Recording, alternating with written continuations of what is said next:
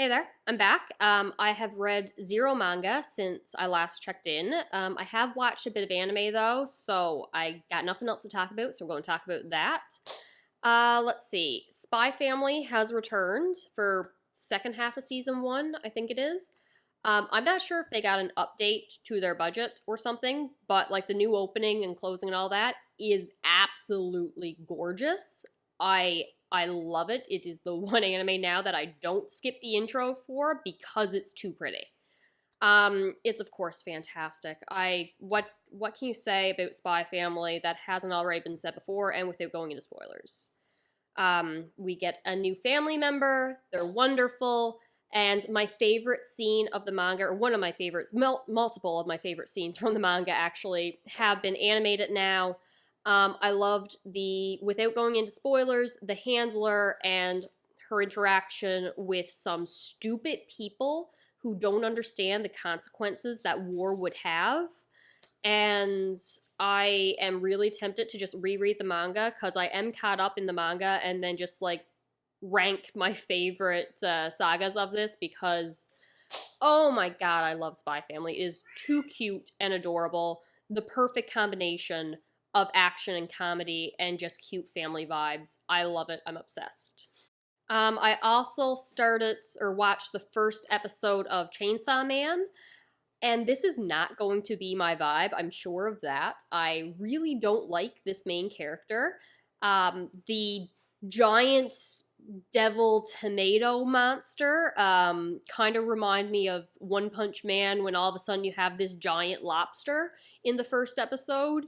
And I'm just like, not my vibe. Not my vibe. It is, of course, beautifully animated.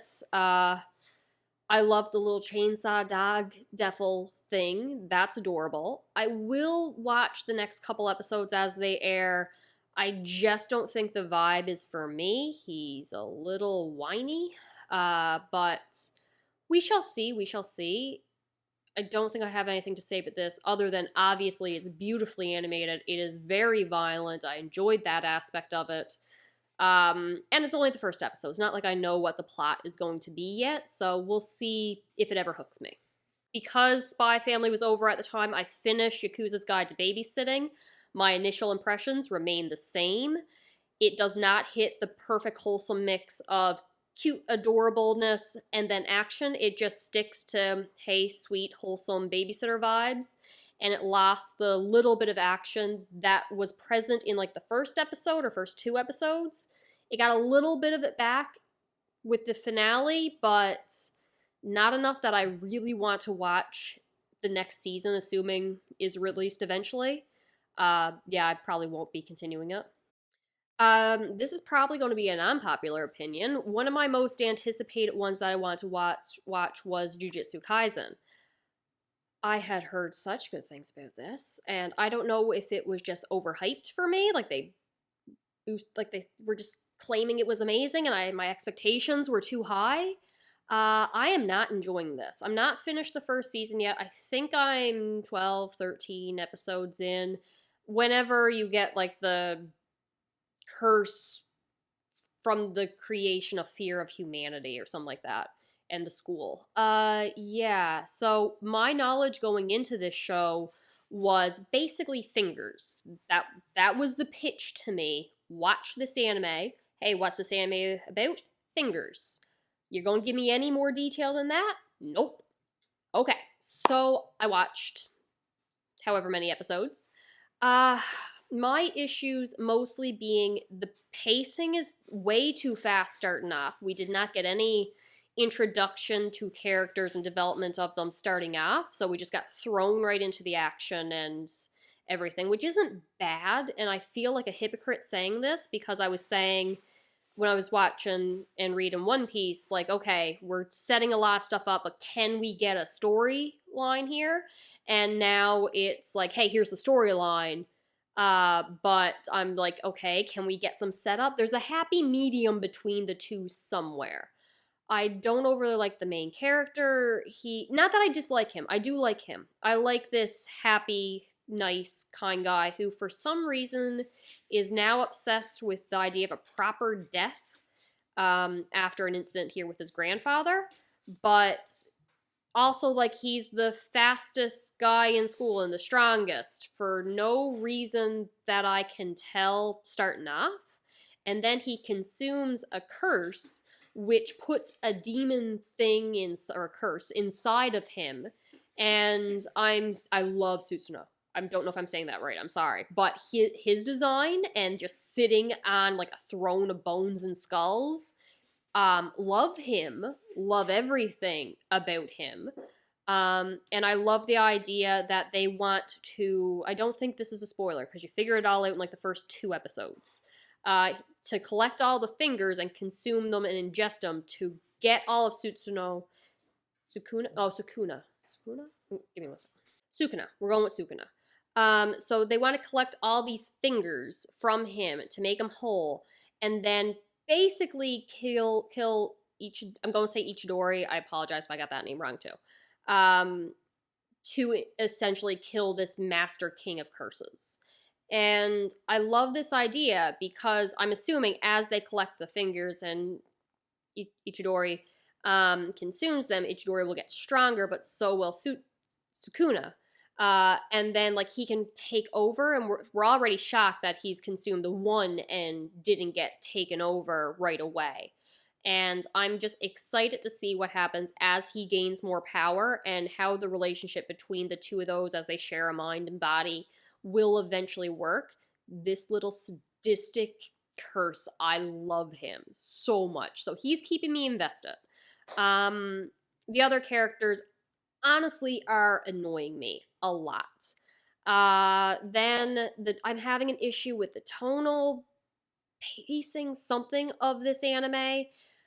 Like, a character is dead and they're like, oh, woe is me, but let's go participate in this school sanctioned fight and pretend this isn't happening. Who heard of grief counseling or regular grief? I get they're in a very dangerous job right now, but still don't overly like the tonal shifts in this. I do like the tonal shifts where you're in a what should be very mundane, normal situation and then ends in a bloodbath. I mean, that was unexpected. What else do I have to say about this one? Tonal issues, too fast-paced starting off, not enough setup. Animation is beautiful. Oh my god, the animation is beautiful. Yes, love that. That's pretty much all I got. Like I said, I haven't even finished season 1 yet. I will probably continue, but I'm not even invested enough to watch this like in Japanese with the subtitles. I am putting it on in English and like going about housework until like the last 3 episodes I watch, I did get hooked with, so I did sit down and give it to my full attention. Yeah, we'll see how this one goes. Another one I'm probably going to pronounce wrong, Bungou Stray Dogs.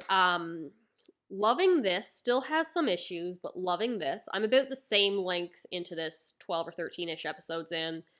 What can I say? You have a detective agency with people with extreme powers going up against some kind of mafia people, and they're just solving cases, investigating, yada yada.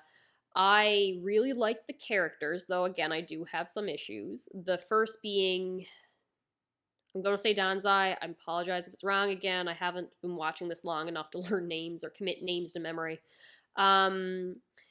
He's great. Love his style. Love most of his character. Do not like that he is obsessed with the idea of suicide and also finding an attractive woman to commit a double suicide with him. Not a fan of that. Then you have, there are 2 characters that I am choosing to interpret as them being undercover, and their undercover backstory is that, hey, our covers were siblings. That's why I guess we can live together and be close to each other kind of thing. And I'm choosing to believe that one of them, Naomi, is who I believe is the bodyguard to this other guy, and they have happened to fall in love. I will accept no other explanation for what the hell is going on with them. Don't know, don't care. As far as I'm concerned, they're not related, despite what they say, and she is his bodyguard.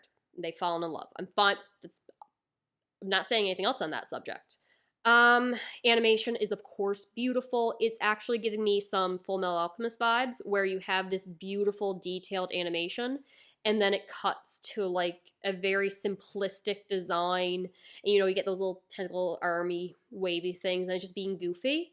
Um I the humor is very much hitting for me in this anime. I love the design and not much in terms of plot has overly happened. We are setting up characters. It's a little formulaic at the moment, but I think we're going to get some more longer narratives eventually.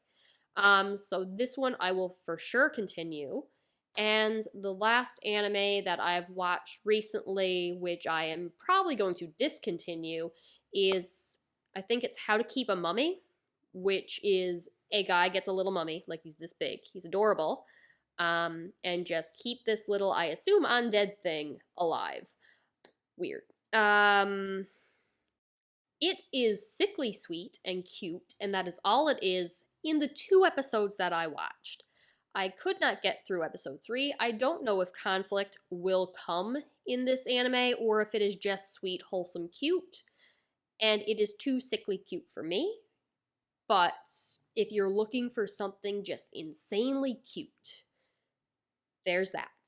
I might try at least another couple episodes or look up and see if a plot and conflict appears, but we'll see. All right, that is my update on anime that I've watched recently. I will talk to you later. Bye.